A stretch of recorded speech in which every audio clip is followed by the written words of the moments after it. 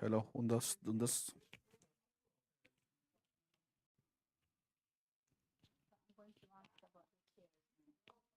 Por eso pregunto si vaya a moderar. No sé si es mejor tener este lo tengas tú o Sí,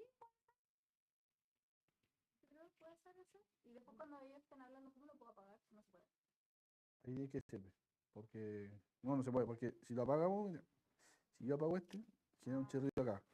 Hay que apagar de acá adentro. Ah, ya. Y ese sí se puede apagar. Este sí. Por eso digo, entonces mejor que este lo tengan. Sí, mejor que se lo pasen ellos así. Sí. Uno. Y de hecho, ahí. Pero se escuchaba bien desde antes. Sí, ¿Escuchaste el live desde antes? Lo estaba la transmisión. no, la estaba viendo por si había preguntas, pero no la estaba Ah, escuchando. ya. La tenía puesta en el celular. Pero no, ¿pero se escuchaba bien? Sí, yo por lo menos así se escuchaba bien. Te escuché el de Zapka. ¿Zapka? Chaca. Zapka. Ya. Entonces, últimamente, si yo ahora lo apago este,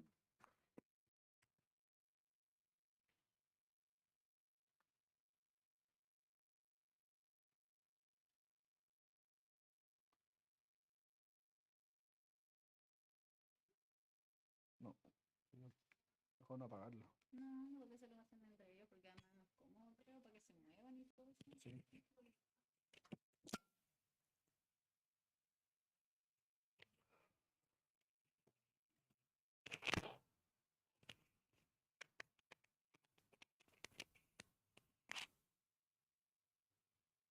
Hola, por un momento, sí, pero-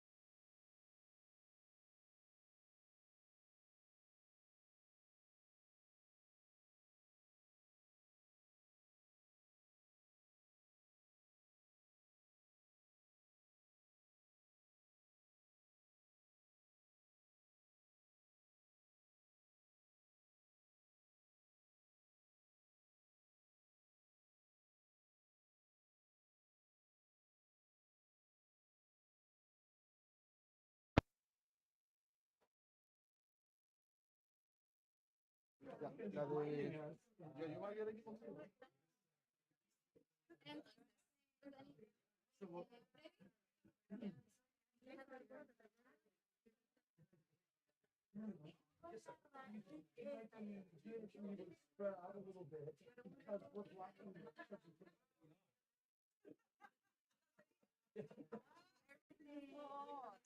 You know what's going on.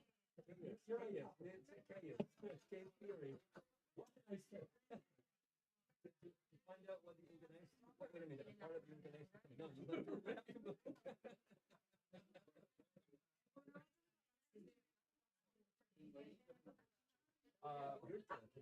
Virtual one.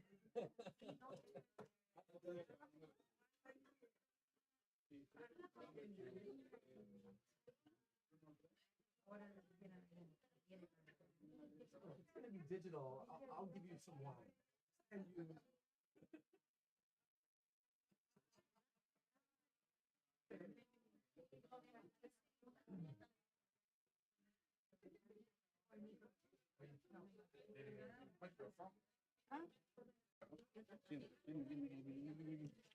Pero no puedo usar el otro.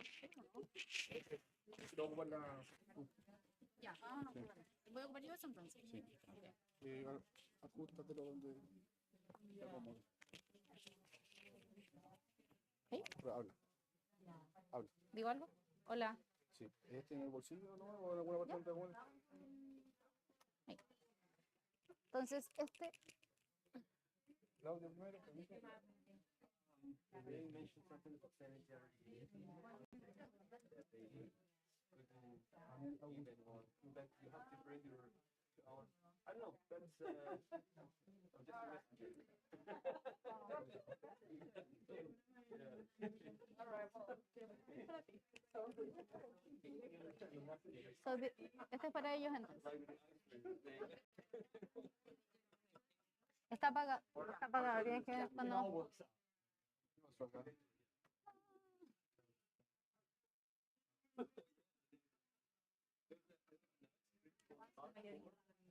And Greg was really not sure if in order for we were comparing our notes about what we understood about the presentation. We had very vague idea. ¿Quieres ponerla ahí? Right. Where's the water coming from? I think because we are in the College of Medicine. Sí, bueno. Sometimes we're putting one glass for, I don't know, 5 people. It's like children. They were in a panel. So we got stage. Yeah. ¿No le molestar a alguno de los? Yeah. Since we'll be using that remote, nobody needs to go there. I think your shirt can go all the Yeah, way. you can maybe move a little bit. I think we can see. Yeah. I mean, if you want to. Okay. Okay. A ver, into the. Claro. Into your presentation. Literally. Yeah. That's my backpack. Okay, I will introduce you first. Okay. Okay. Good afternoon, everybody. We are sorry for the delay. We're going to start with our panel. So welcome back to the first International Convention of English Teaching and Learning and Technology. We are going to begin now with the last part of our conference, which is the panel that consists of 5 teachers that will address a common question. Okay. So let me introduce each one of the panelists today. The first one here is Claudia Rodriguez. She has been an English teacher for 15 years. She holds a bachelor's degree in English literature and linguistics and a master's degree in applied linguistics in English as a foreign language from Catholic University of Chile. She's currently a PhD candidate at the University of Warwick and part of the teaching staff of foreign languages at Bernardo Higgins University. Her research interests focus on EFL teaching, critical thinking, and teacher identity, construction, and development. So welcome, Claudia. Our second panelist here, who you may already know, is Professor Greg Kessler. He has published extensively and delivered many keynote and featured talks around the world. His research interests involve technology, teaching, learning, culture, and language, with emphasis on teacher preparation. He also holds a PhD in instructional technology from Ohio University, as well as a master's degree in English with a focus on teaching English to speakers of other languages. Welcome, Professor. Then we have our third panelist, Bruno Ramirez. Bruno is currently the practicum coordinator for the teacher training program at this university. He has worked as a freelance translator and interpreter of English and Spanish, and as a teacher of English for the last 25 years. He has experience teaching English in elementary, high school, and university levels. He holds a master's degree in English teaching to speakers of other languages by Greensboro College in North Carolina. His research interests cover teaching English, the use of technology, and literature. Welcome, Professor. Then we have Carolina Perez Lagos. Carolina is an English teacher from Playa Ancha University in Valparaiso and has a master's degree in British and American literature from the same university. She has always been keen on using technology as an important resource for teaching English. In 2019, she coordinated the creation of educational capsules and virtual material to work across all UCM certification programs. She's currently in charge of the certification called Social Networks and Digital Culture at UCM, and she's a member of the team in charge of the implementation of the English learning platform, which is part of the project UCM 2099. And finally, we have Araceli Alarcón Cerda. Araceli is a former student of ours. She's currently an in-service teacher of English who has recently graduated from this university. She has research experience in the field of teaching and learning English as a foreign language, which has led her to present in several conferences, one of them being at the RISEL conference in 2021. Throughout her practicum processes, she used gamification as an approach to teaching English, as well as ICTs to encourage students' participation in EFL lessons. Nowadays, she is working at Amelia Troncoso School in Linares, teaching English to primary school students. Welcome, Araceli. So each one of our panelists will have from 12 to 15 minutes to answer the following question. What difficulties and challenges should be considered to advance in the teaching of English with the use of technology? Okay. After this, the audience will have time to ask questions either to each panelist individually or to all of them as a group. So you might begin now, Claude. Thank you, Evelyn. Can you hear me?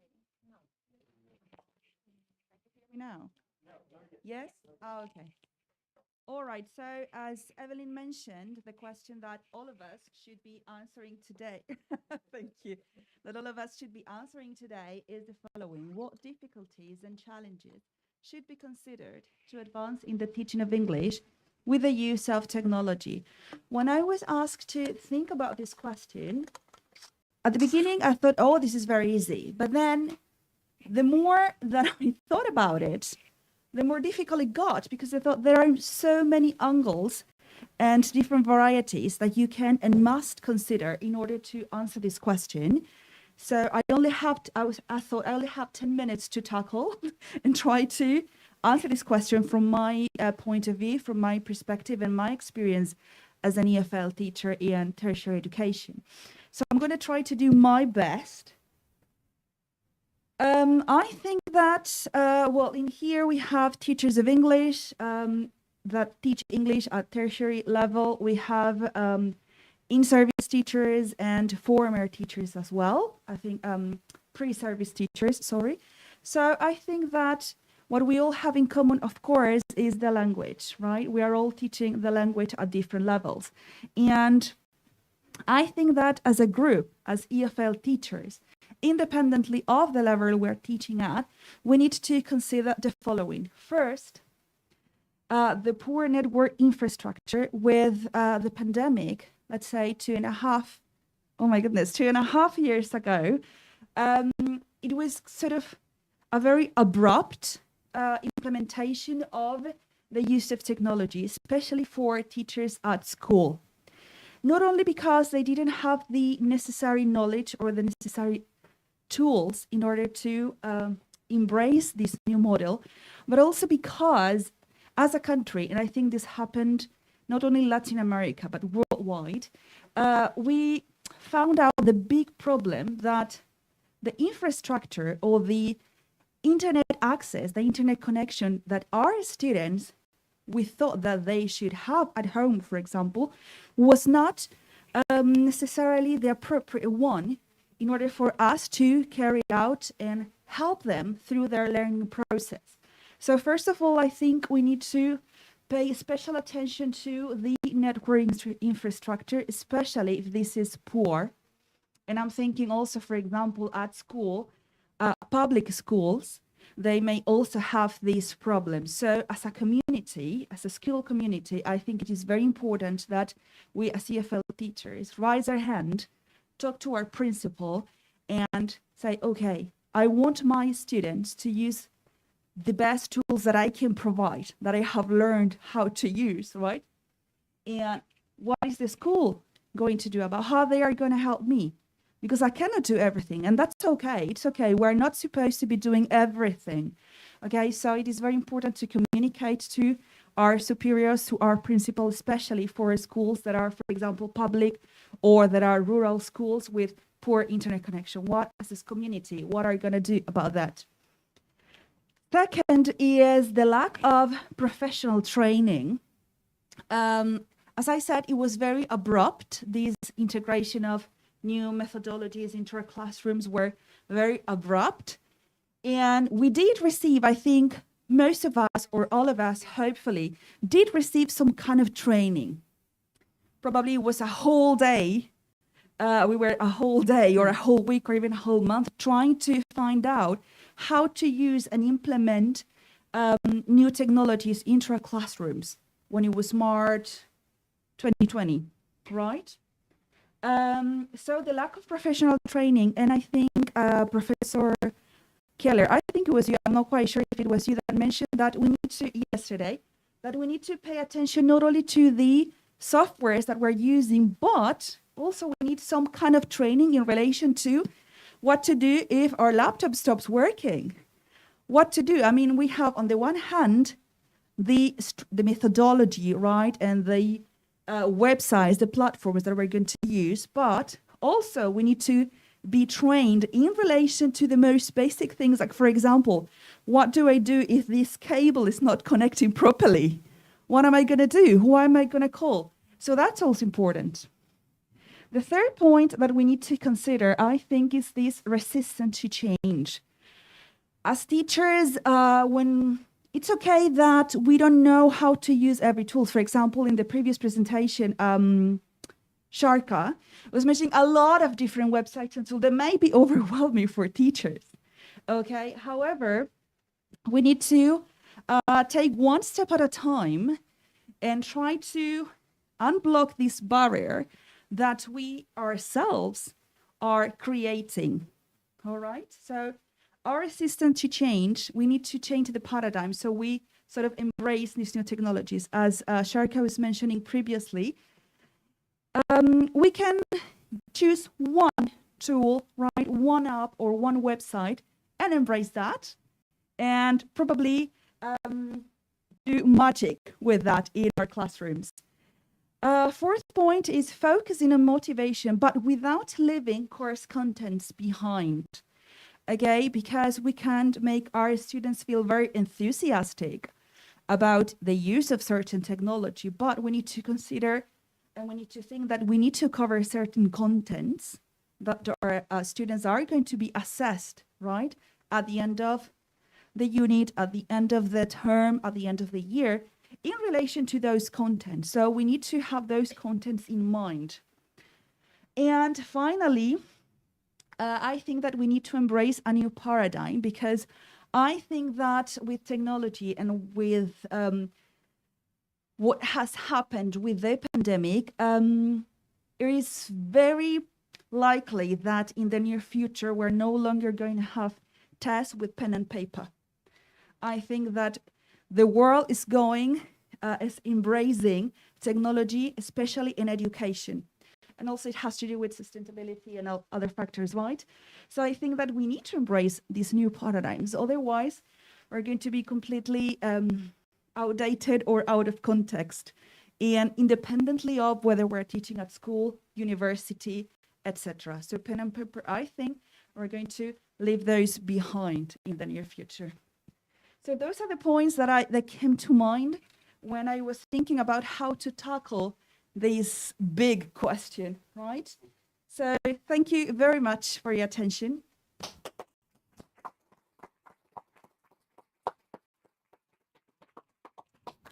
Thank you very much for your contribution, Claudia. No problem.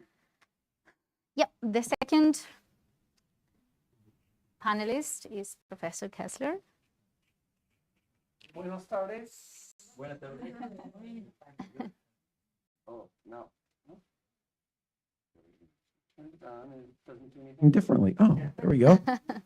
I'm going to pull my mask down for a minute. Makes it much easier to speak. So I really appreciate everything that you shared. I think you've heard me talk a lot. Some of you probably have heard me talk a lot more than others. I have been teaching since the early 1990s, actually since 1990, so the very early 1990s. Very early on, I began using technology tools. This was a few years before the internet existed. The internet, the term internet and the internet itself didn't exist until 1995. So you might not realize that. I made reference to this, but I didn't talk about the date. So I was using tools in 1992, 1993, teaching my ESL students in California how to access databases. At the time, we were transitioning from card catalogs to digital library databases. So if you don't know what a card catalog is, I wasn't planning on talking about this, but you inspired me to start at this point. You had to go to the library and you had these, this whole room could be like, it's like the telephone book for how to use the library. But of course, you don't know what a telephone book is either. So I was teaching students how to do research in the library while also how to use these new digital tools for finding things in libraries all over the world, which was just incredible at the time. So ever since then, I began to meet new teachers all around the world who were also using technology for teaching English. And I began noticing that there were just a few of us from here and there, scattered all around the world, and all of us had trained ourselves. We all had relied on our own enthusiasm, our own curiosity to teach ourselves how to do these things. And so my dissertation was about how should TESOL master's degree programs, which I graduated from, I know Bruno graduated from, how should they be preparing teachers to use technology? So that was the research that I did. And I'm still doing that research. That's still kind of the foundation of all the work that I do. So my immediate reaction to the challenges that we are facing is this first sentence here, because my reaction to the challenges we always face is teacher preparation. I think, of course, we have these infrastructure problems. We have all kinds of other societal problems. But the basis of everything that we do is teacher preparation. And you might think teacher preparation ends when you graduate from school, but teacher preparation never ends. Teacher preparation is a lifelong pursuit. I have been discussing this with many people here. We have been learning things every day as we're having discussions right here this week. So I'm sure I'm going to learn something else before I leave today. So that's the way I approach life. So I was thinking about the teacher preparation challenges that we face now, and I'm going to share some resources with you that I've already shared previously. The TESOL Technology Standards is one of them. This is a book that was written by 6 of us around the world that is setting benchmark expectations for teachers and learners to use technology effectively for teaching and learning English, no matter where you are, no matter what kind of English program you're in. That includes a lot of different contexts, right? In a lot of different places with a lot of different kinds of technology. That book, the reason that TESOL decided to make this book that I was invited to participate on was because of my dissertation. Because nobody before that had asked this question of how should we do this? And in fact, at the time, there were 206 master's degree programs in North America. So I didn't limit it to the US, it was North America. So that's, if you're not aware, that's Mexico, the United States, and Canada. Most of those were in the United States. There were, at that time, 4 of the programs included any technology training for ESL teachers. So you can see why I gravitated to this topic. So I'll be sharing that with you. And I'm going to share some things that I've observed and thought about over the last few days. So as technological advances influence pedagogy, we have many potential opportunities. I mean, I think we're unlimited in what we can do in the future, but only informed and prepared teachers will be able to make the most of these. I got the question after my first talk. Somebody came up to me afterwards very shyly, was afraid to ask in front of everyone, you know, will those robots replace me? And I said, I wish you would ask that in front of everyone, because technology, some of you heard me say this, technology will not replace teachers, but teachers who know how to use technology will replace teachers who do not. And I think you are in the right place. So that's good. We're all on the same page. English language education can benefit from many of these advances, particularly as they influence the potential for language production, which so many do. So teachers are enthusiastic. I see this everywhere I go, but here I've seen a really special, level of enthusiasm and excitement about English teaching and about what we do for our learners. And that's really special. And they're dedicated.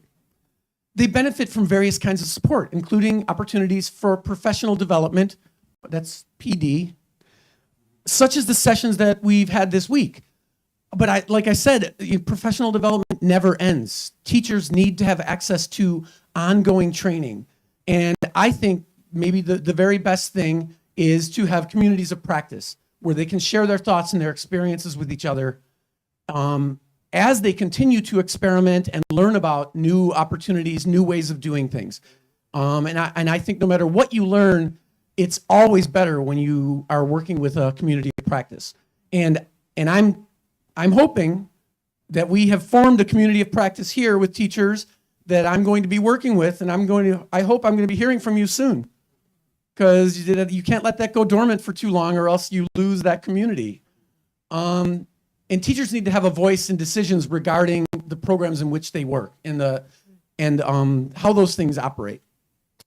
So I have some quotes that I've gathered from some of the recent work that I've done about teacher preparation. And I have shared all of the sources of these with Carolina, so she can share them with everybody else. If you need direct access, I can share them with you. I'm glad to send them to you. So teachers need to be able to design learning experiences that integrate the richness of data, the data that we can collect about students, the data we have about the world, the data that surrounds us in so many ways. And they need to do this in ways that students find to be relevant to their lives. They need to be able to experience learning within these contexts themselves in order to develop an empathy for the experience of their students. Most of all, they need to be prepared to understand, evaluate, and integrate future iterations of technology that will emerge throughout their careers. This is part of this ongoing training, right? So that's the first one. I have a few others. I hope I don't bore you. All teachers need to be prepared for the increasingly technology-driven future. As these digital spaces diversify, they promote different kinds of language production. This evolution presents limitless potential for language learning experiences, and this potential will only be realized by those who understand these opportunities. But there are challenges. This is not always simple. This is a complicated approach. These trends are complex. The things that are happening in the world of technology are changing in ways that we don't always understand, we don't always recognize, we don't always see the potential value for using them in English instruction. So they're complex and complicated, and they'll probably present a variety of challenges. I think this is part of the reason a community of practice is helpful too, because people working together can solve problems better than one individual. Professionals in a digital world need to be prepared for the dynamic and transient potential that exists. So one of the characteristics of this transient potential is that we can get used to using some sort of technology that we really like, that really works for us well, and it might disappear tomorrow, because that's how the world of technology is. So we need to be able to recognize something else that might be out there that might work even better. Maybe not, maybe it does some of the things we need, but there is always going to be an alternative. So I think that's really important. Some additional challenges are likely to be ethical and cultural. In fact, all of these opportunities should be approached with a bit of caution. For example, as we rely on more data to construct learning materials and experiences, we need to be cautious about the collection of data. Student performance data should not be considered neutral. Throughout the process of identifying which data to collect, from whom, at what point in the learning process, it involves important decisions. So this is from a collection that I edited last year, and this was the kind of cumulative piece of that collection. And like I said, I've shared that. I will share it with anyone else who wants it. There's a lot of, this is the most words on any slide I've had. In probably the last 20 years, this is the most words I've had on one slide. You can all read, right? So, given the accelerated evolution of technology and the social interaction and learning opportunities it supports, becomes increasingly important for prospective teachers, teacher trainers, and K-12 post-secondary teachers at all stages in their careers across a range of languages and with differing professional interests and specializations to be attentive to these changes. Furthermore, I emphasize that significant and sustained professional development opportunities are needed to help guide all professionals to recognize the potential of these established and quickly emerging opportunities. Take into account the participatory nature of modern society. I talked about this participatory culture in my talk yesterday. Was it just yesterday? It seems like it's been many days since then. You know, the culture of the internet is the participatory culture where we all contribute. And I think we all need to contribute to the professional development of all of our colleagues in a similar way. So we can actively move beyond the current foundation of pedagogical and CAL, which is computer-assisted language learning skills. Teachers need to be informed about how, when, and why to incorporate these things. And CAL teacher training is now more important than it ever has been. And I want to show you, this is my community of practice. These are my grad students, some of them. It's the most recent picture I have. Actually, all but one of them has graduated. I haven't taken a group picture since COVID. This is the TESOL Technology Standards book that I mentioned, which as I said, I'm not legally allowed to do this, but I will give you a digital copy if you contact me. And this is the book that was published a couple of years ago by TESOL that is the stories from TESOL professionals teaching in online and hybrid contexts around the world, doing teacher preparation, but also teaching English as a second and foreign language. So with that, thank you.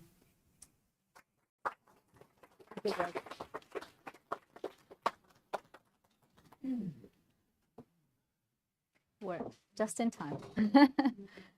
There you are.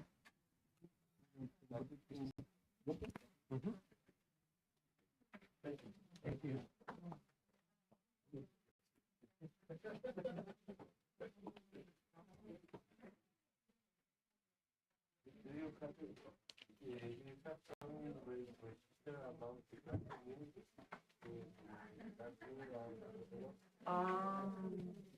There's a lot in the TESOL Technology Standards. There's a lot of work about that.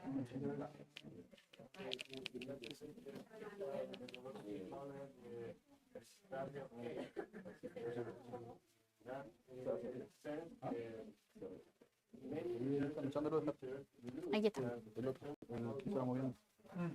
I think teacher Greg, yes. Greg, do you have the I gave it to Bruno. Bruno? I had it, yeah. Yeah, there you are. It's off. You have to turn it on. Okay. Okay.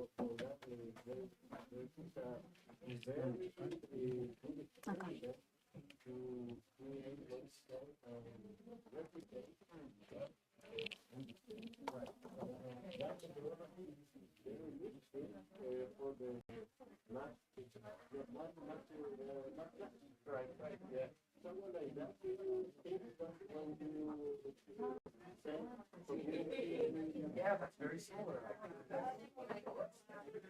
I think, I mean, I think it's like, it's probably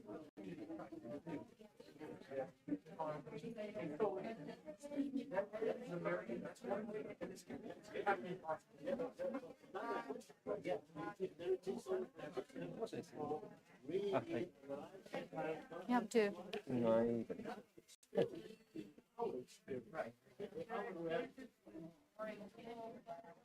right. Well, and so There's. similar with teachers here, watch each other's classes. Yeah. And they all.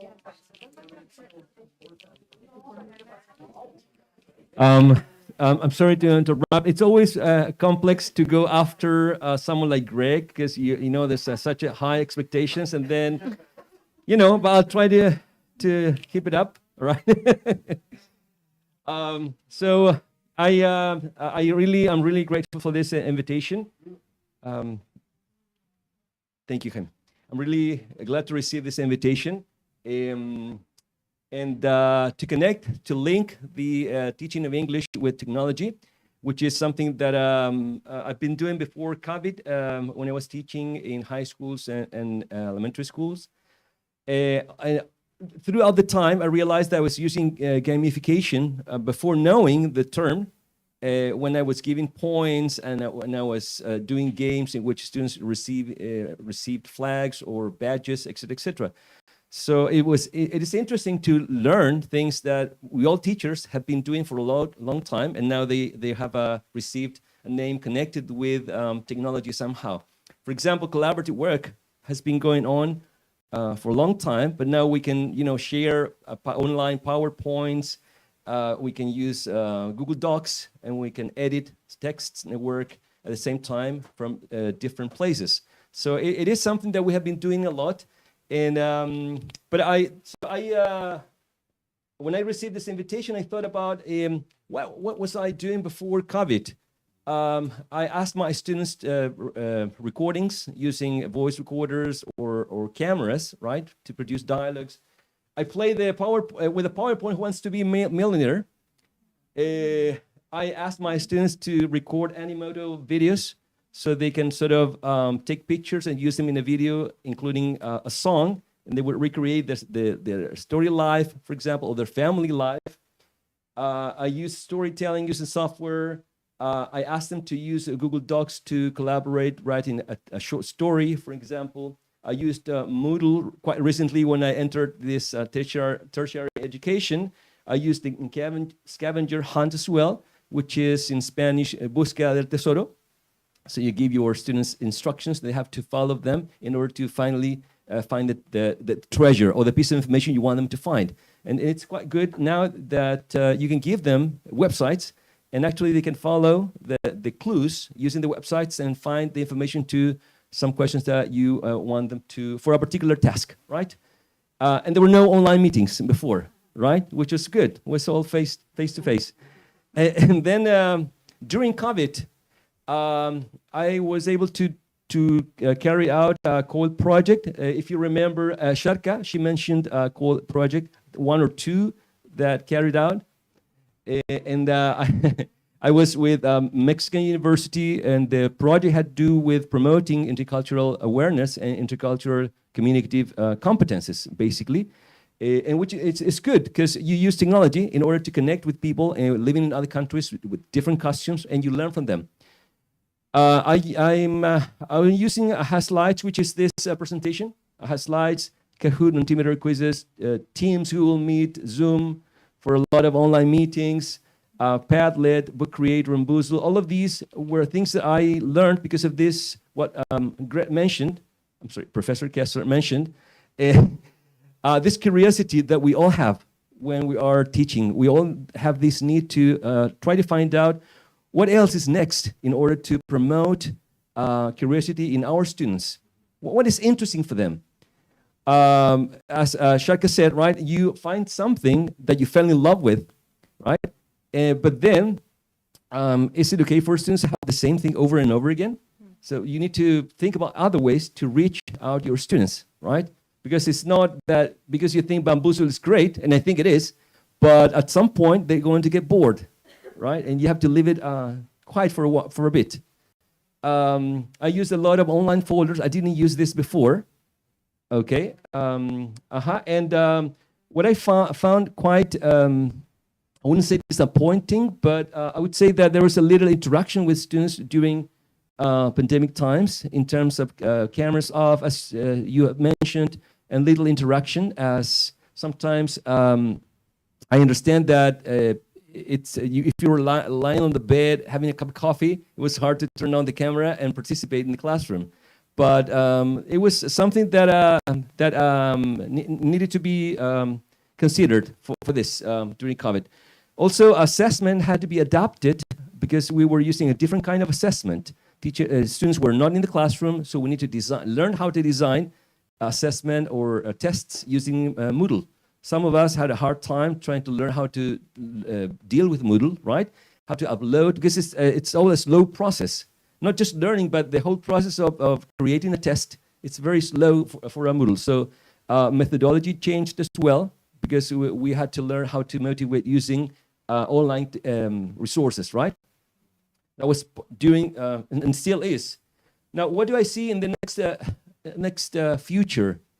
I didn't travel in a time machine. I'm just trying to imagine this.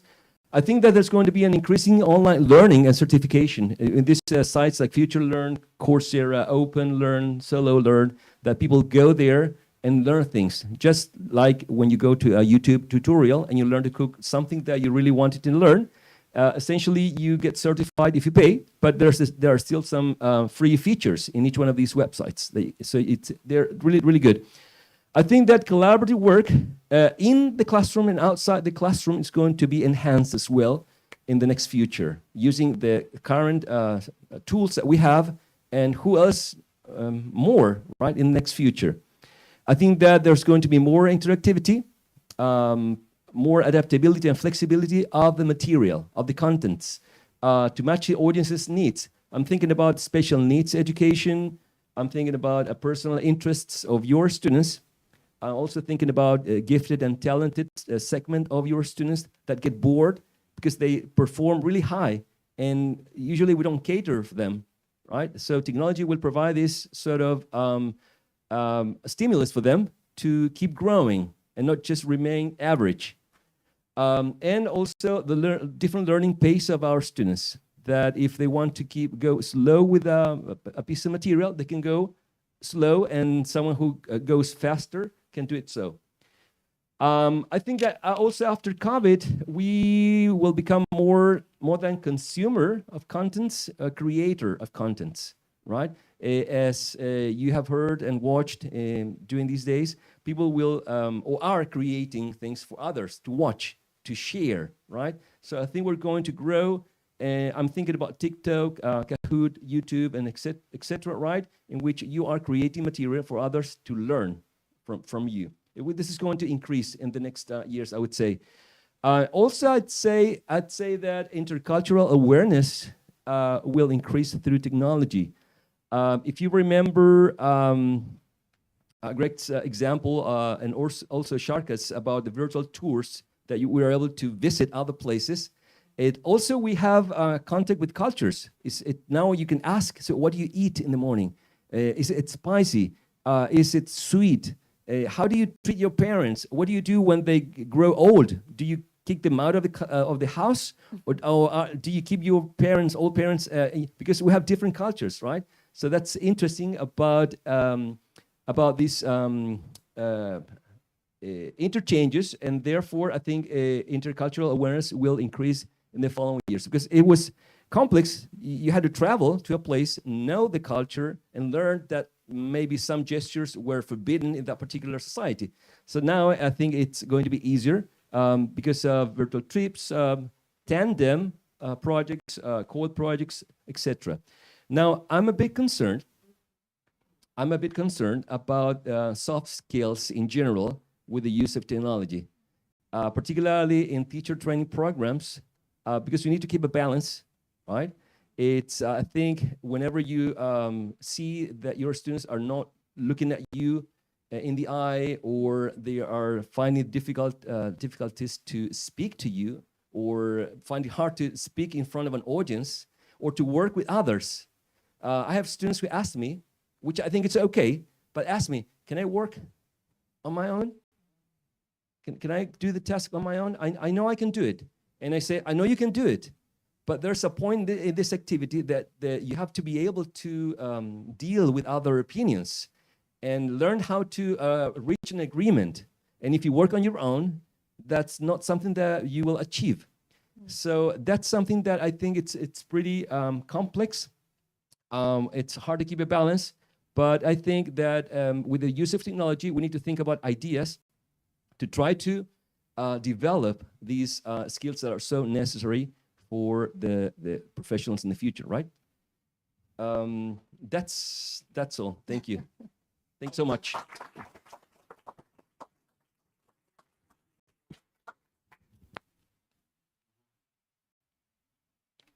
Just on time. You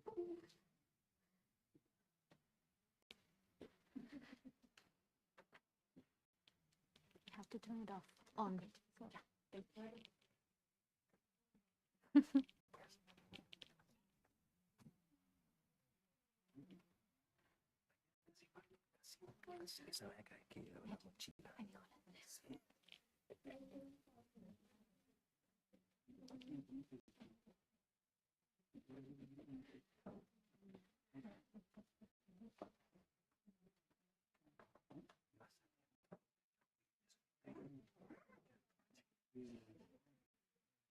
I don't know.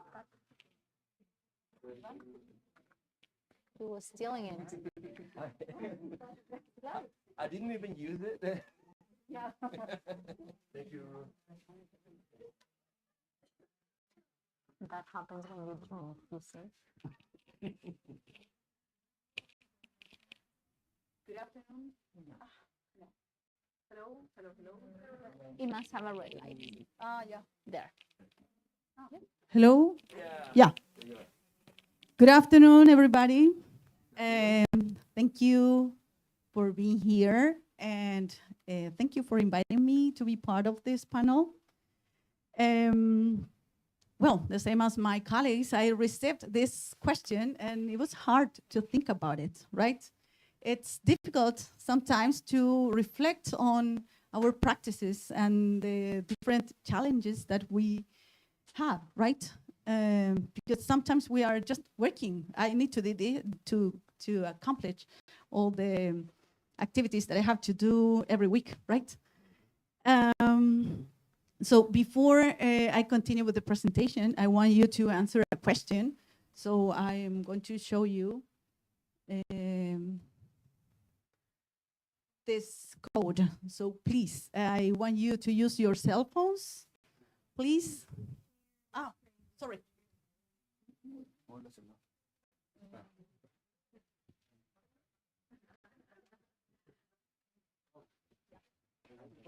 I don't have service here. I'm a spectator.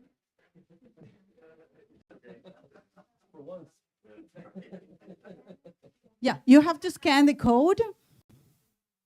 I see 9 people there, 10. Good. This is similar to Menti, right? WooClap. It allows you to do a lot of different activities, but the free version only allows you to do 2 exercises. But it's good.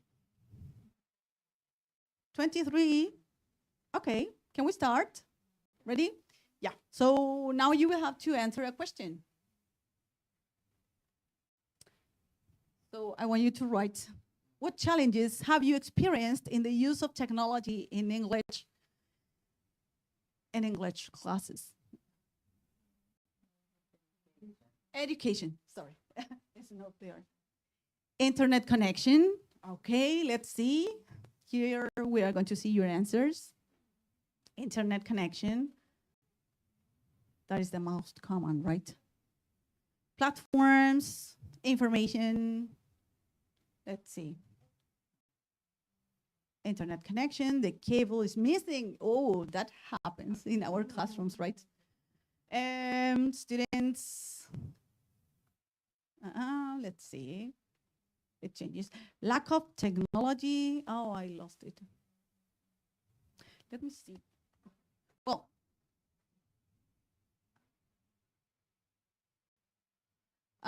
confusion at first, website, lack of resources, right? Lack of body language, yeah. Assuming that the students know more about technology than they actually do. Wow, that's right. Not having eye contact with students, that was difficult, right? They know us, but I still don't know my students from 2020 and 2020 and 2021, right? Puede existir una interesante inclusión del contexto cultural en la enseñanza de la disciplina, right? Choose the right app. Students are not really digital natives, right? Yeah. Okay, thank you very much. So we have a lot of different ideas. Thank you very much for your opinions. And let's see here with the cloud. Yeah, that is the biggest one. Students, yeah, internet connection, keep the students focused, and contact, lack of resources, right? The cable is missing. That's funny, right? Yeah. So let's go back to the presentation. Thank you very much for your participation. And well, first, my colleagues have talked about this, but I think it is important to consider, right? Because we knew before the pandemic that we had some digital gaps, right? But we could realize more or to be more conscious about our students' situations, about their backgrounds, about the different things that we had to face, yeah? Well, and we could see, for example, some of our politicians on TV that were very surprised because they said, how is it possible? Not all Chilean people have an internet? And there was, oh my God, they don't know their citizens, yeah? And well, that's another topic. Yeah. We know that internet access, not all people, right? We don't have internet access. Devices, yeah, some of our students didn't have devices to connect to their classes, right? And connectivity in rural or isolated areas. Yeah, in some parts of our country, we don't have structures to have internet, right? And a big amount of our students are from rural areas, right? So it was very hard for them, right, to connect to online classes, right? Well, that's why we had to record the classes. And some of you answered about digital competence, right? But that is not only for students, but also about for us as teachers, right? Because it wasn't a big change for me because I have always keen on using technology in my classes. It was a great challenge for me, but I could see different colleagues, yeah, that find it very hard, right? They found it very hard. So it was difficult. And our students, we say, yeah, they are, they were born in this new age, right? They know how to use different platforms or many things, but sometimes we see that they only know how to use social media, right? And they don't know how to write using Word or to create a PowerPoint. So that is something interesting, right?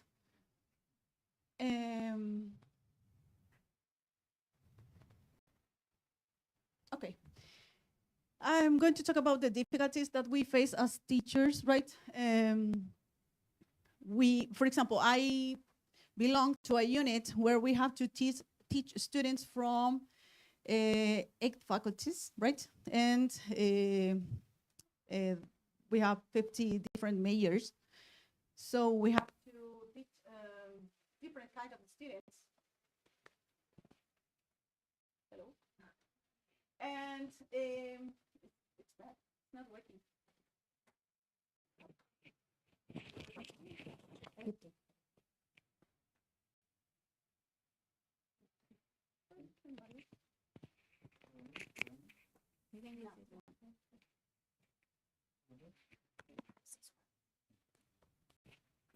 Stop the time. My son says that stop the time.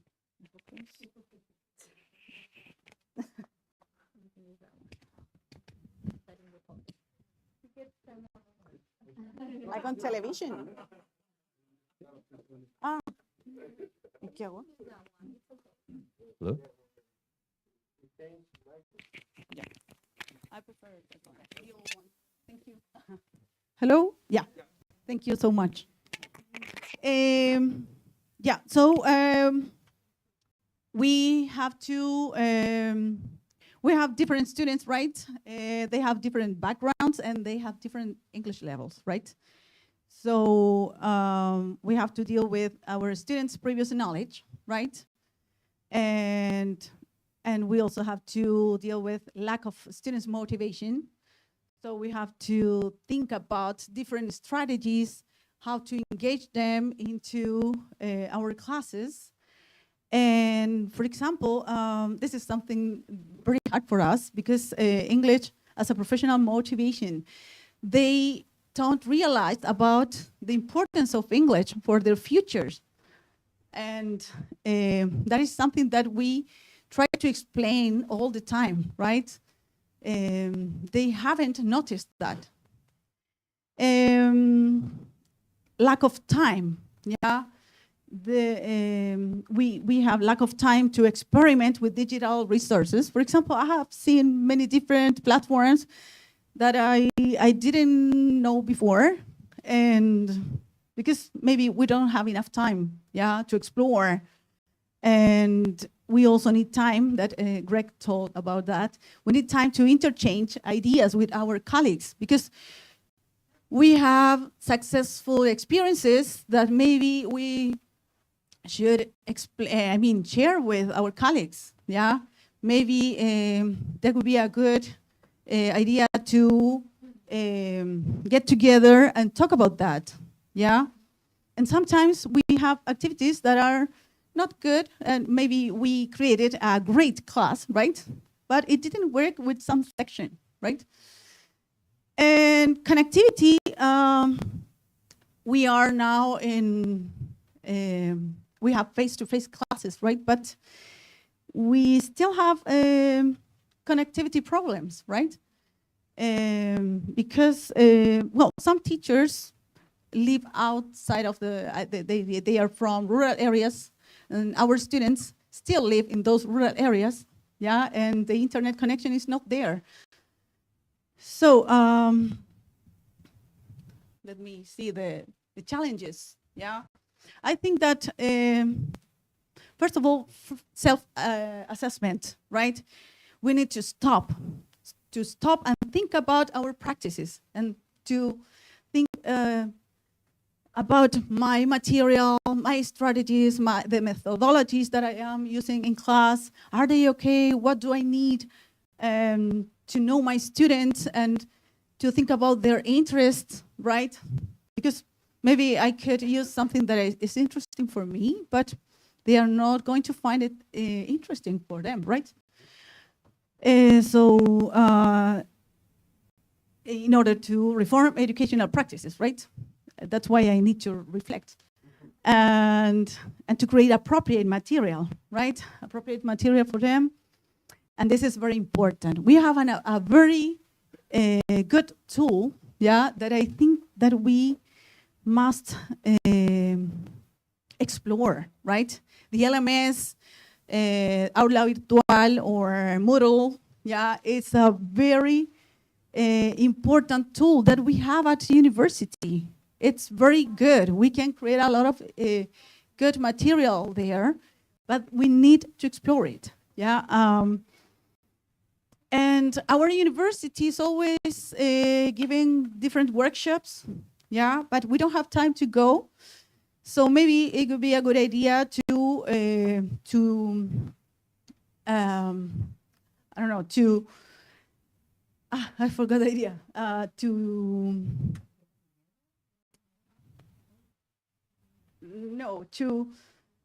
schedule a meeting or with that unit, yeah, and maybe with the same group that have been working this week, right? And well, of course, we need to use, when we explore all those materials, online materials, the apps or different platforms, yeah, we explore them, but now I have to know how I'm going to use that. So we have to be able to use those tools in a creative way, right? In order to engage my students, right? And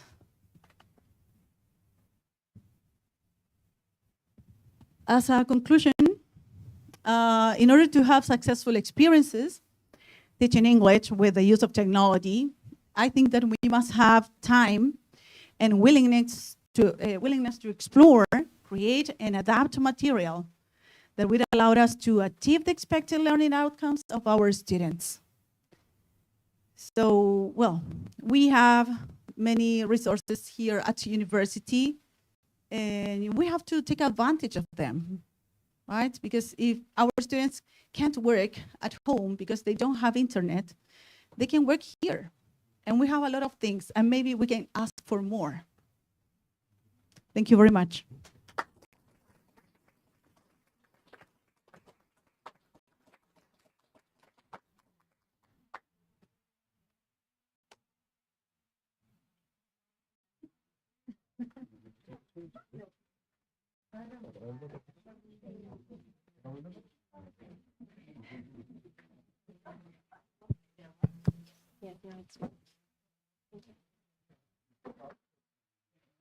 Okay. Can you hear me right? Yes, it's working? Good. Yes, of course. Well, first of all, I'm sorry for my voice. This is not my normal voice. I just had a cold and my voice is right now like this. Well, when I was first exposed to this question in regard to the challenges that we might face connecting technology with English learning, I immediately thought of my colleagues because I am now immersed in the system, and it's been like really challenging for me because I have been in the system and doing my classes in a very different way because during my practicum, my professional practicum process, I used a lot of technology. I had an online practicum. I had to try to figure out to use more ICTs in the lesson with the students, try to connect with my students. And it was absolutely different for my colleagues, my now in-service teachers in the school where I work. So I immediately thought of them, and I remembered some of the comments that they made when we were talking about this, that how was everything before the pandemic, what happened during the pandemic, and how it's everything working so far, how has been working so far. And I remember that an English teacher told me like, before the pandemic, I just needed my marker and everything was great because I have the handouts, I have my recordings, and I can make my students work and everything will be fine. But after the pandemic, and right now, I cannot do any class without my computer because I really need it. And I was like, yeah, you're right. In my case, for instance, I always used my computer during the classes. And it was all the way around because now in an on-site lesson, it's like, how do I use all the strategies that I used before last year in the lockdown in an on-site lesson with 30 students inside the classroom? And now, for instance, I'm working with children, so it's a little bit more challenging because I have to take care of lots of other things. For instance, how they behave inside the classroom, what strategies do I use for classroom management. Everything is like completely different. In the case of children, I consider that using technology inside the classroom really motivates them to continue learning and to engage the English lessons to their own lives. During the thesis project that I carried out with some of my classmates, the results that we found were that students are really motivated to learn English, but they found that the lessons pre-COVID were like really boring, that they weren't really engaged in them. So the use of technology really helps them to be more connected with the language. They use lots of technology, they use lots of tools and platforms. So why, as teachers, as we use that inside the classroom, they immediately will be more motivated to learn the language. In connection to the teachers, as I told you, I consider that there was like before the pandemic, of course, and then the post-COVID. And before, as I was talking with my colleagues, they told me that before the pandemic, they were like really afraid of trying new things, especially with children, because they didn't know if they were going to work. They didn't know there were platforms that work really well with children to learn English, to teach them new vocabulary, for instance, in really different ways. And right now, they feel more courageous to do that because they have been out of their comfort zone during the pandemic, during those 2 years. And of course, I believe that it's also connected with what's already mentioned during this afternoon, the more opportunities to assess students. The use of technology, of course, provides a lot of tools and opportunities to engage them in a more, variety of tools for evaluation, to assess them in connection to vocabulary or any other content that we are studying. Now, of course, I also thought of the model sites or the LMS because I consider, well, in the schools right now, it's there are platforms that are continue to be used because of the pandemic. Like, for instance, Google Meet or maybe Teams that we didn't really use before. We didn't really use before the pandemic. And they are right now implanted in our routine. So, for instance, parents right now have more access to the information of their children. They get to see all the marks, all the register in the book, the contents of the test, and it's something like a plus side that we got from the pandemic in terms of the use of technology. I think that personally, one of the most important challenges that we have, and I really agree with Professor Klester here, is that as teachers, we need pre-service teachers need more preparation for that. We need more tools maybe during the years that we study at the university, be prepared for both online lessons and also on-site lessons. So we do not lose the track of any of them, and we are prepared for both types of education.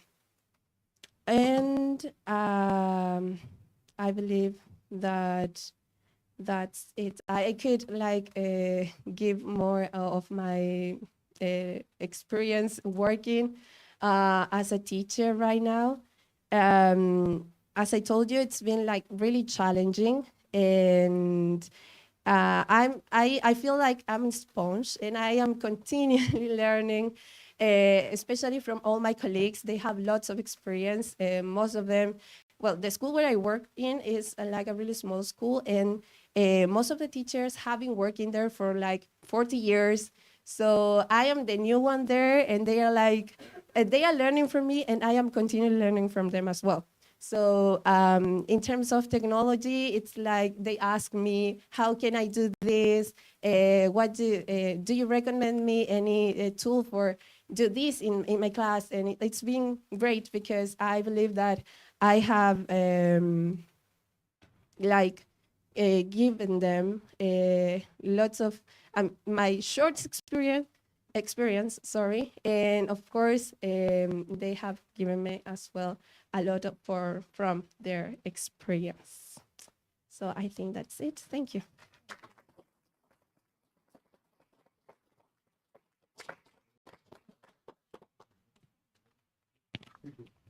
So I would like to invite all of the panelists to sit here, please.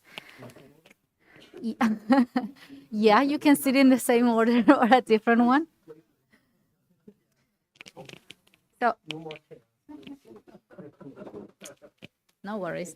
So I'm going to give you this one so you can address your questions, and I'm going to use it. Oh, all right, I see. So now it's time for the questions. Not working, but now it's time for the questions. Yes, you have the first one. Thank you. Well, actually, don't have a question, but feeling so happy to giving my congratulations to all of you panelists. In light of what you have just said, I feel, well, it's there. Everything that being said has to do and will help us, how to make our docent practice much complete in terms of using technology. Yeah, inevitably, we are obliged to use them. Yeah, now and in the future. Don't feel that I could give more tips, but I should share some humble ideas in terms of how to make us, teachers of English, be more capable of facing what's coming next. First thing I would like to say, we should always keep us young and curious, and don't feel afraid of asking younger generations how to do things that we don't really understand how to. Yeah, they kind of afraid to make mistakes, learning from their mistakes, and so should we. So should us. So all of us. We should keep always keep young and try to learn things. Yeah, never be afraid of asking younger generations. Yeah, I think many of you have made the same mistake as I did in several teams conference class, muting myself. Yeah, making the students say, "Professor, you are muted," for several times, or making a great class without recording it. and I have to do it over again. Yeah, things like that. Yeah, there are many, but there's one thing: always keep myself happy. Don't be afraid of making mistakes. Yeah, as far as it doesn't make too much damage to, well, my students. Yeah, and secondly, I would like to say, well, we are obliged to face two new changes and always keep us in an active way of learning. Never think of yourself for being too old to learn. I'm already 40, but I think I can still do more for the younger generations in terms of making them feel conscious about how to face their future. Thank you very much. Would you like to say anything about that? I think you should be here. Yeah. Any comments? For the next person. No? Okay. Any question?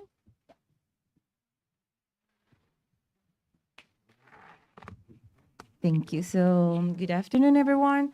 I really appreciate every comment that you have shared with us. I think that most of us, or at least me, feel really identified with everything that you just presented. The challenges, the new opportunities that we have every day to improve our practices. So I want to highlight the community of practice. I think that is a very good opportunity for everyone to get more tools, more ideas, always having in mind the collaborative work. In this university, I have met very kind people. I have worked with my colleagues. It's been very good time working with Roxana, Andrea, Carolina, here my former classmates from this university. But I would like to hear from you, if you have the time to, I don't know, or if any one of you wants to share with us any particular or the most successful practices or the more meaningful practices for you in terms of collaborative work that have been really useful to get a more impact on your students, to get them engaged with the English learning process. That's it. Anyone? You have the microphone. I do have the microphone, but it doesn't mean that I have to answer all the questions. Yeah, I was actually thinking about what you mentioned about communities of practice.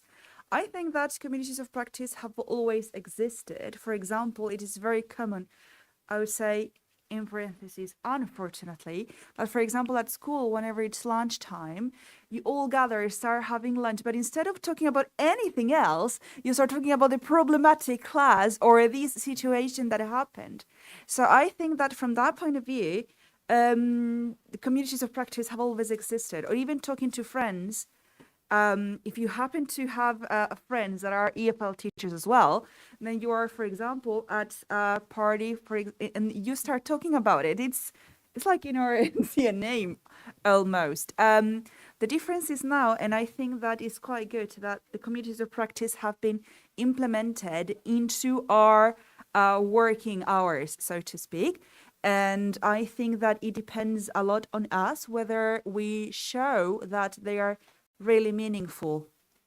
I don't know if anyone else. Okay. Sure. Yeah. Yeah. I agree. I think kind of like Bruno said too, a lot of these things that now have names have existed for a long time. It's amazing. So many things that I had done in teaching for many years, I find out, oh, someone else made a name 20 years after I did it. I think I should have come up with some names. There's so many. Right. But in communities of practice are a natural thing. It is when you and your friends get together and you talk about what you're doing in whether it's the teacher's lounge, the hallway, at lunch. But I think you can arrange these so they happen on a regular basis, and you're very focused on helping each other do things better. So instead of just complaining about the bad lesson, right, or the problem student or whatever, you have an agenda and you're more focused on how you're going to move that forward. So I think I've been involved in a handful of communities that have been very intentionally constructed to, for example, I mean, if you're going to think big scale, to overhaul the curriculum, to do very targeted things, to intentionally, maybe you focus on one level of your curriculum, and the faculty get together and actually try to do what you can to make that as good as possible. Try to find as many resources as you can to supplement that curriculum, for example. I think the best community of practice I ever engaged with was the group of people that wrote the TESOL technology standards that I keep trying to convince you to read. I'm giving it to you. Please read it. I'm ordering the you said a successful practice. I would like to share a successful one and a really bad one. The successful one was using I had slides, because I learned with my literature class and the phonetics class that I could get some feedback for them immediately, and that I could download like an Excel spreadsheet with all the results and the answers, and I could prepare my next lesson with that. So I thought that was really cool. So it was not just the fun experience of the game, but I would collect information to help me prepare using the information in my planning, basically. And the bad experience was that I was assigned a workshop. I had to teach colleagues from in-service teachers, basically. And they were like 10 at the beginning, and then I ended up with 2. Essentially time. They didn't have time. They were overwhelmed by things that they had to do at school.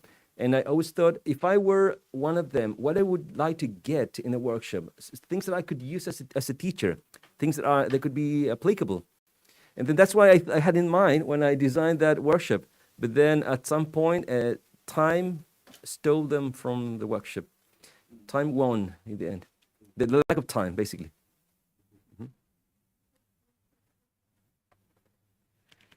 Thank you. I agree with my colleague when she says that we are always talking about our practices, but I think that we must schedule a moment just to talk about that, to stop and reflect on that. Yeah, and I just wanted to add more something about that.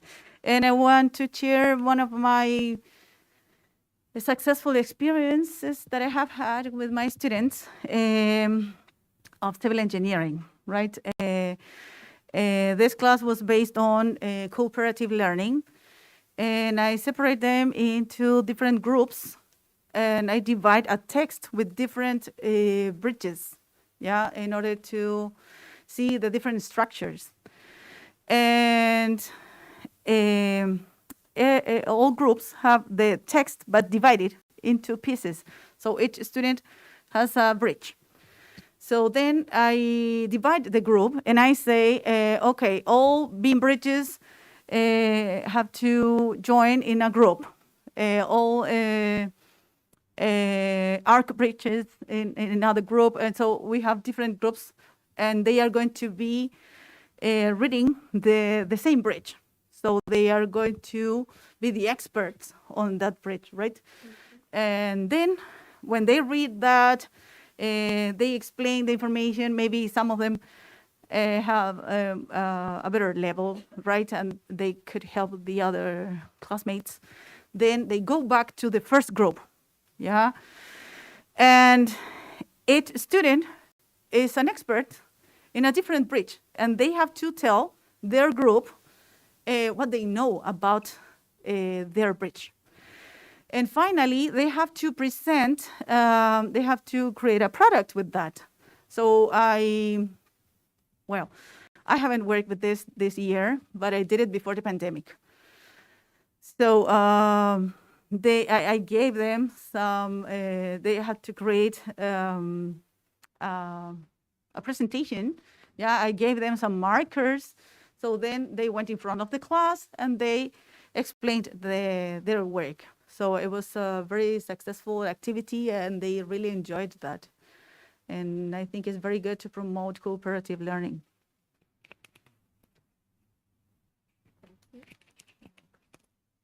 Well, in terms of successful experiences, I have one working with first seventh graders at the school.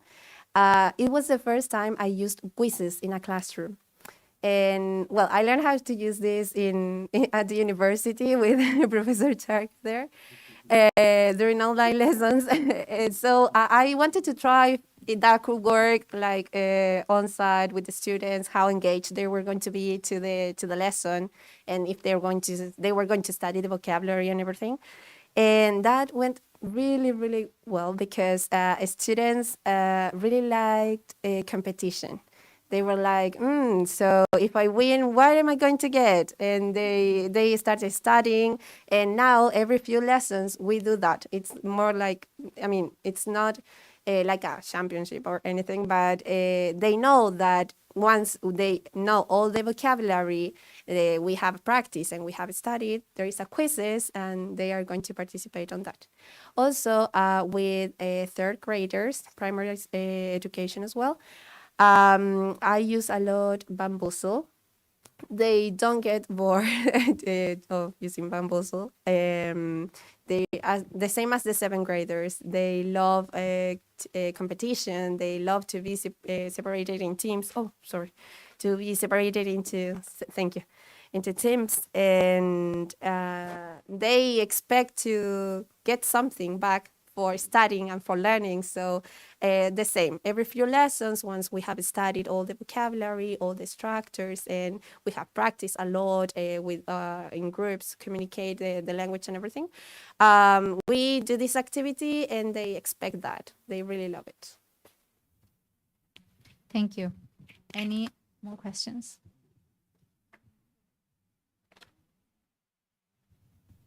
Good afternoon. I don't know.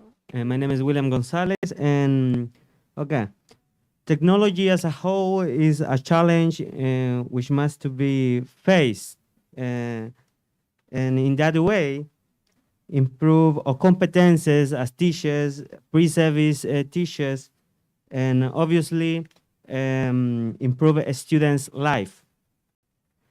But in Chile, we have a big problem, a massive problem.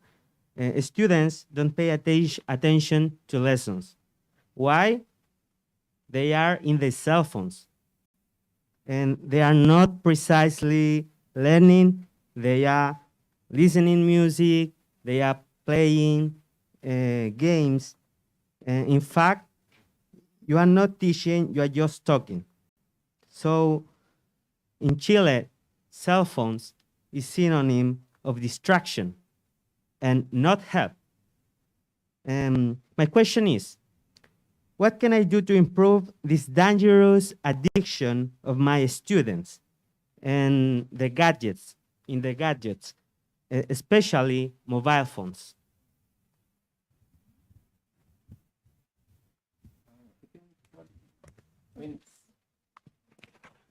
Would you like to start? Using them for educational purposes. I think to learn English, you need to increase the amount of exposure that your students are listening to English. Therefore, use the cell phones as allies. So create tasks in which students, the class finished, but then they continue using the cell phone, but for the specific purpose they gave them. I would say that that's the really challenging task for teachers, which is think of design activities that have students working after the class is done, but creatively, in challenging ways, and probably they're not going to notice that they're actually studying, using the cell phone, but for learning essentially. So I think that's our challenge as teachers.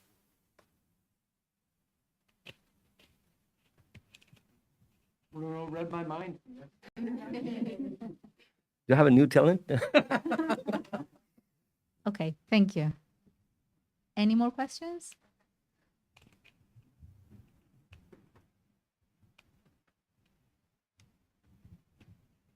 Well, I wrote some things down because the mind is fragile, or at least my mind is very fragile. First of all, I would like to thank you for this opportunity. It's been great to reflect on our teaching practices, and so I think we're all very grateful for that. I don't have a question. I just want to comment on two things. First of all, I think it was Greg that mentioned the importance of planning, because sometimes it's very easy to get caught up on a game, and students love it, so we keep going. And if we don't have our goals really clear, then technology may not be working for us, but maybe, I don't know if against us, but we're not reaching the goal that we may want. So I think it is very important to plan your lesson. You may play Kahoot or Bamboozle or Padlet, work with Padlet, but you need to have a goal in mind. It's not just playing for playing or using technology for using technology. So I think, Greg, I think it was you that highlighted the importance of planning. And I think it is very easy to get caught up in saying, oh, tomorrow I'm going to play a Kahoot and then I'm going to use Padlet. But we have to keep in mind our teaching goals. So that's one thing. And the other thing is that I think it's very easy to feel overwhelmed with all the technological tools that there are nowadays.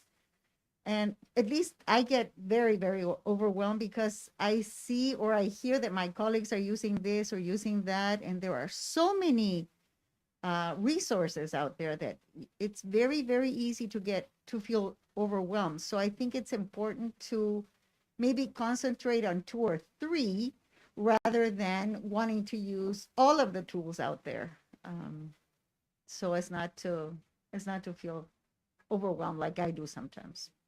That's it. That was just my comment. Thank you very much.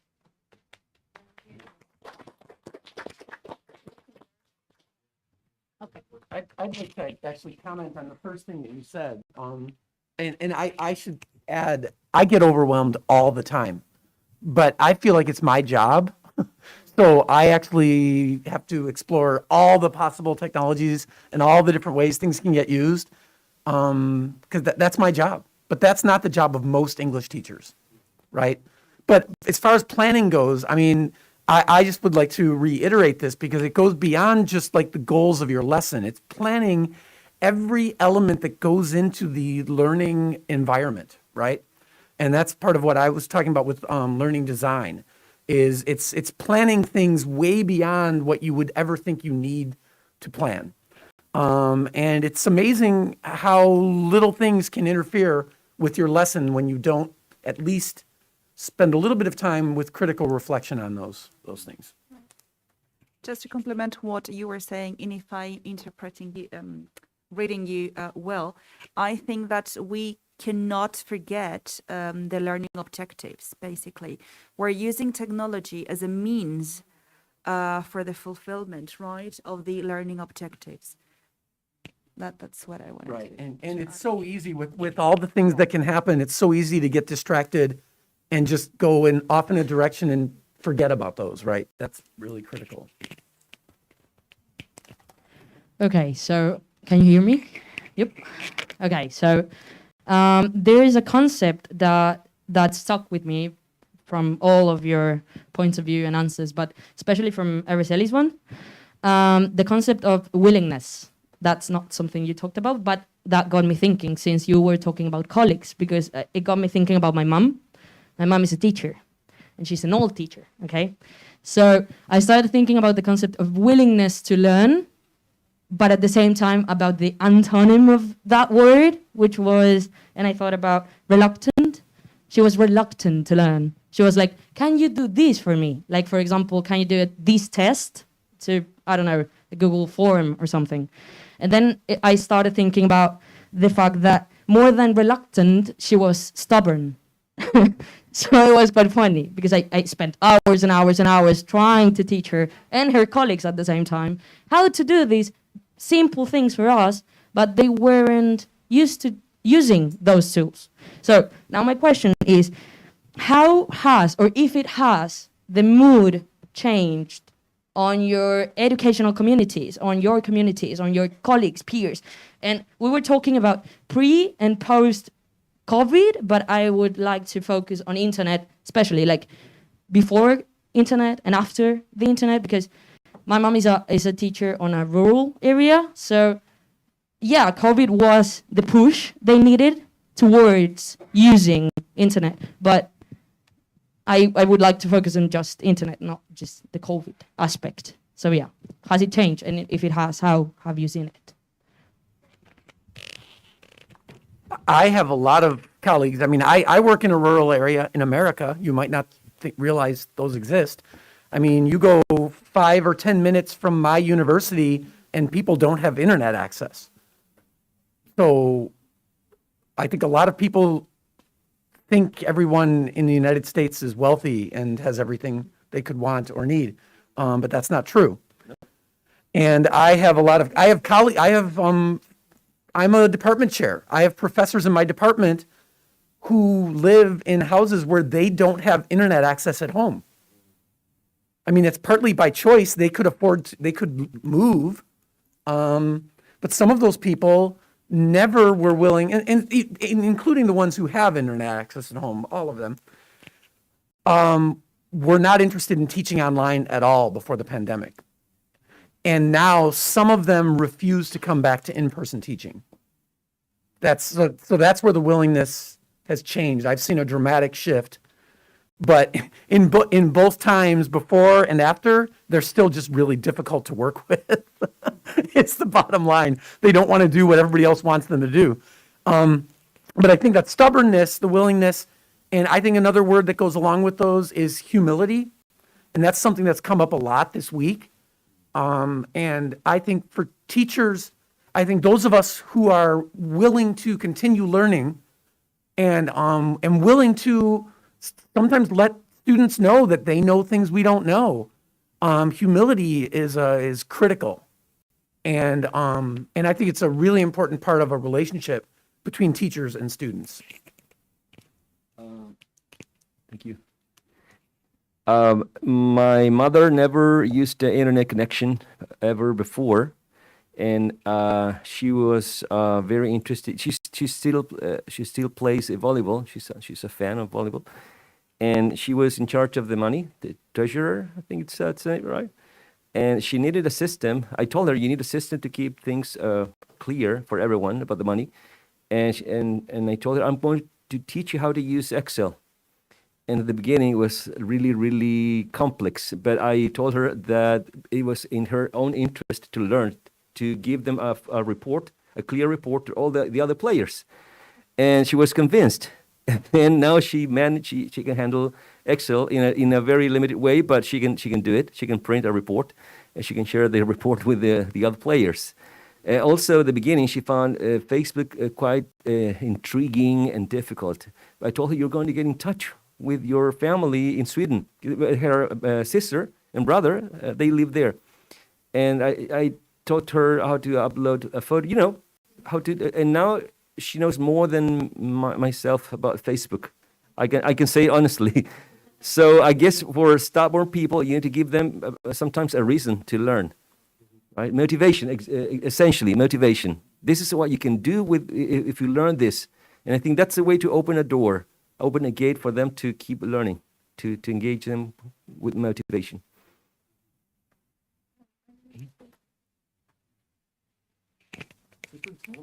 Yes.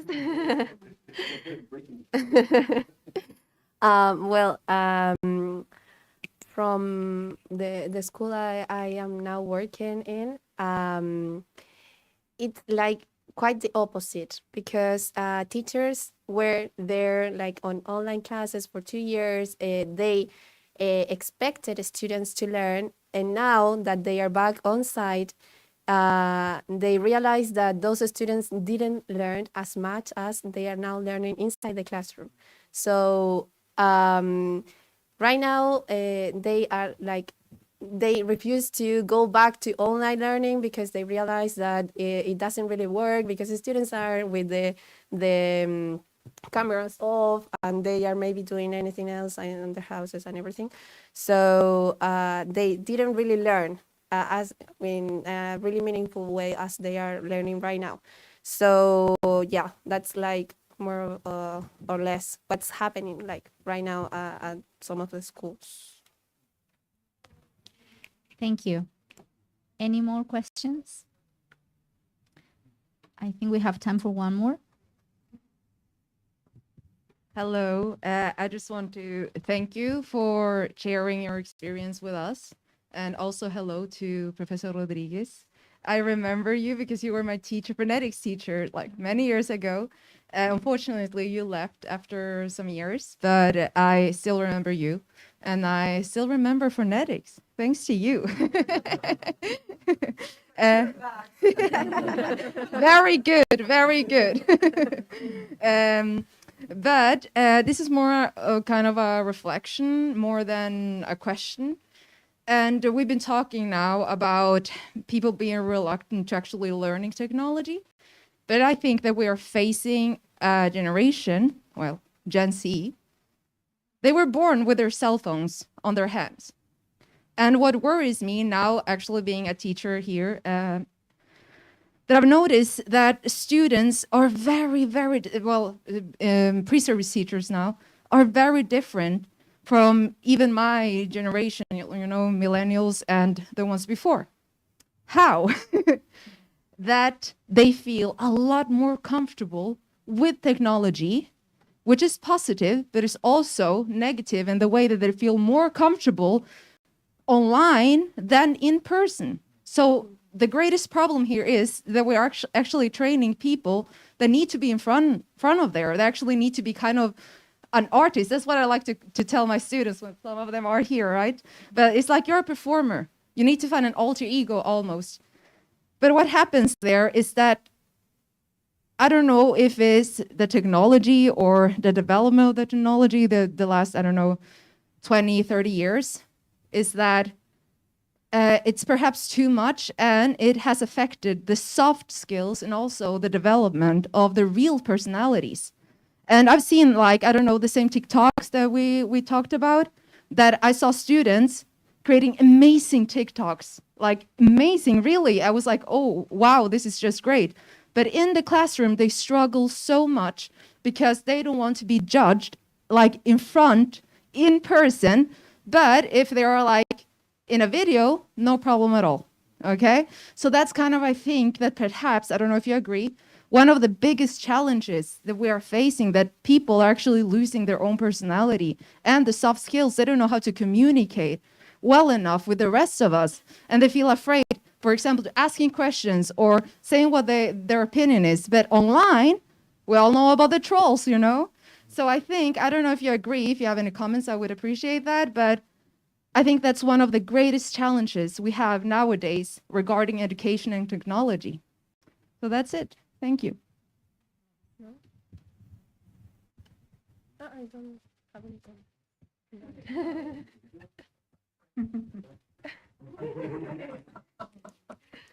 I'll think of something by the time it gets I'd first like to start by just commenting on the term digital native that I've heard used a lot here this week. This term has been debunked in the literature, you know. So while we talk about these things we do for a long time that suddenly have a name, this is something that got a name very early on and has since been proven to not be what you think it means in a lot of ways. So in fact, the person who coined the term has even written about how it shouldn't be used anymore, really, because it's an assumption about a generation of people that isn't really reliable.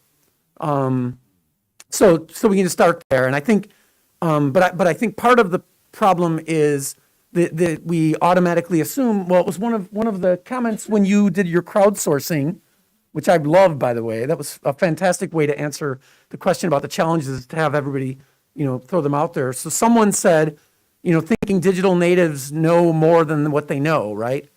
Or thinking that they know anything about using technology for learning is where I would go with that. Just because you know how to make TikTok videos or use WhatsApp does not mean you know how to use technology for learning. So in some ways, we have to do some unlearning and some relearning about technology in some cases. So, I mean, that's the part I'm thinking about. And I've heard what you're talking about from a lot of people.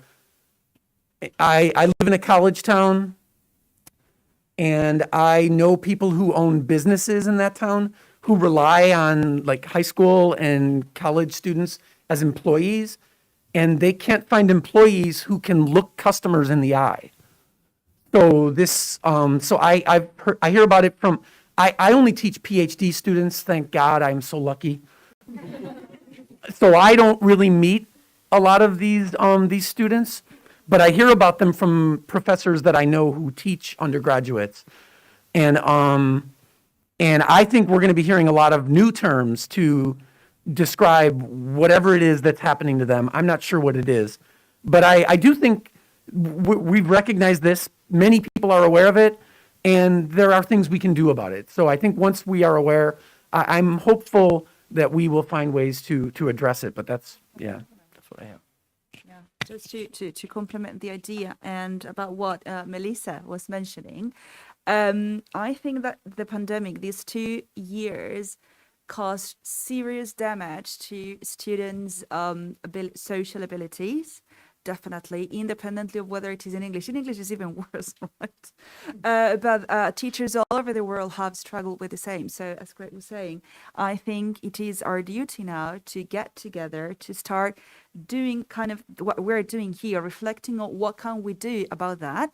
The problem is there, is not going to change. Now students get very anxious of just reading a simple sentence in English. They start sweating and they say, oh no, Miss, I don't want to do this. That's fine. Relax. You're not going to be evaluated.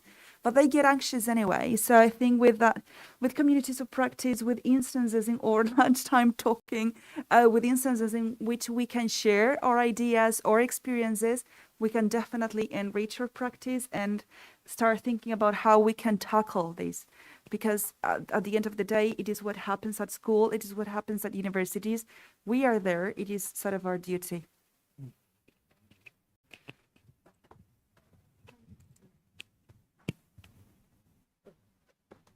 Thank you.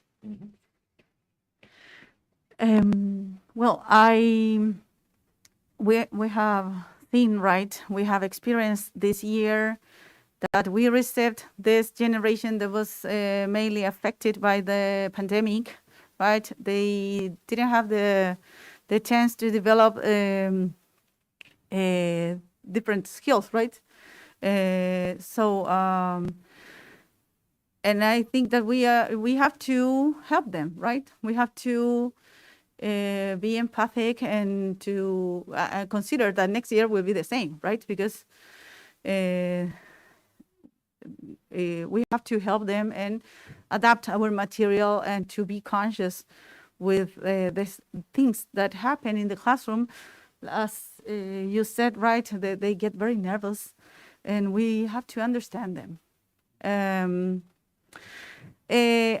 I wanted to tell you something that happened to me when I thought that with online classes, my students will be more confident to talk because, I don't know, they were in a more comfortable space for them, but I was very surprised, and it was completely different, right? The opposite, because I don't know, they had the opportunity to hide in front of the computer. So they didn't talk a lot, right, or enough. And there was something that was very strange for me, right? That's why it's very different in the classroom. Maybe they feel forced to talk, yeah, because you are there, you are face to face, right? And well, that was something that I want to comment. I want to take it up from what you said, because I really thought at the beginning that it was lack of motivation and participation, but sometimes because students who stayed at home didn't have the same learning environment that when you are in the classroom. Sometimes there was a baby crying next room, a lot of noises outside, a lot of cars passing by, dogs barking. So it was hard for them to switch on the camera. At some point I thought it was lack of participation, but sometimes it was difficult to complement, or they didn't have the space for learning, essentially. So that it was kind of, they felt shy somehow, or they didn't feel that somehow it was motivating to switch on the camera and the microphone.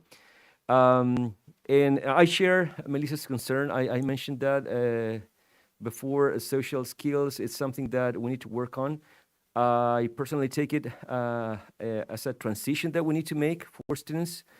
The Ministry of Education has given guidelines to schools for them to help students to deal or cope with social and emotional issues. We haven't given some sort of clear guidelines here at the university. I mean, I'm not thinking about the time in which we were teaching online. I'm thinking now that we're in a transition, coming back to face-to-face classes or sessions.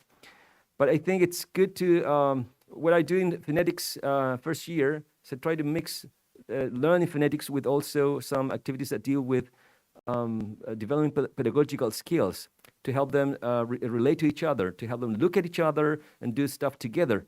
Therefore, I think that that's kind of helping this transition of being alone in front of a screen and now being forced to actually share. Sometimes they really feel not comfortable with being this distance with someone.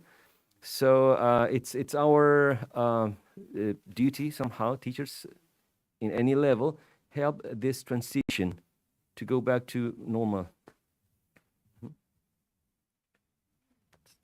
Okay, I think that's all for today. Thank you very much for your attendance, your questions, and for being here. We hope to see you next time as well. Thank you very much. Everyone has a piece of their own story. Yeah. Everyone. Yours would be the key. Letting them know we actually want to hear their story. Okay. He's doing closing of the TT. I think I don't know. Hello. See. Hello. Well, this is the last moment for the convention. My little words are thank you very much for coming here. Thank you very much for the committee, scientific organization, for the person, explain reflections. There is many reflections in this day and yesterday, and that ideas I imagine that there exist many moments to make more reflections. Yeah, there is very diverse space when we needed thinking how to make a better English education. Yeah, it's not only the university education. There is a preschool, the scholarship, K-12, for example, and all of this. So, inclusive my English. So, thank you very much.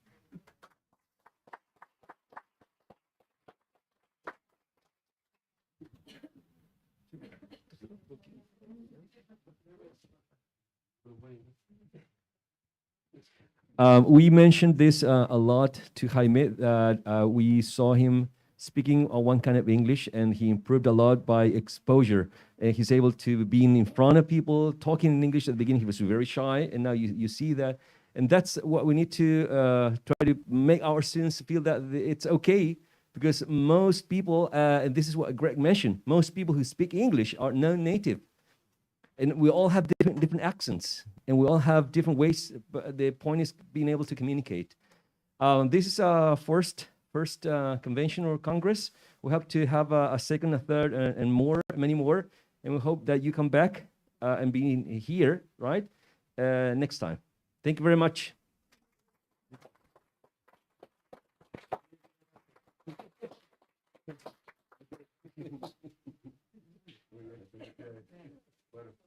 Lleguen bien a casa, les mando un gran abrazo, espero que estén muy bien.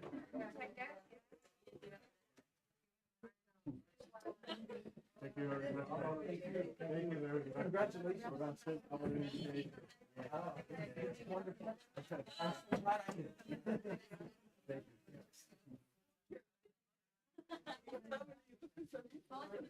It was craziness. This idea the beginning was all like and then it was a series of confirmations. Finally, got